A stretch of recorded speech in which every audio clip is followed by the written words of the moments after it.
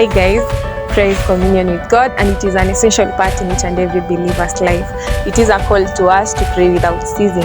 The Bible tells us in the book of James that the prayer of a righteous man is powerful and is effective, and that is why it is an encouragement to each and every one of us to partake in this noble cause.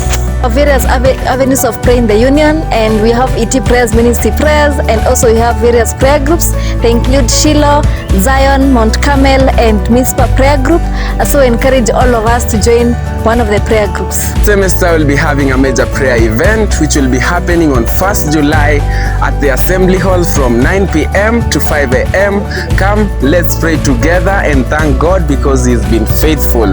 Visitors will be joining us from other campuses. We'll also have a worship, presentations and refreshments. So come seek the Lord in prayer with us and try make it a habit. And to help you, there will be sales for the book, the prayer book at 120 shillings. So come purchase one and make prayer a habit in your life.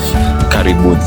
We are inviting all the members in the union, all the members in the ministry, all the members in the ETs. Come join us and let us pray together. Karibuni prayer Kesha.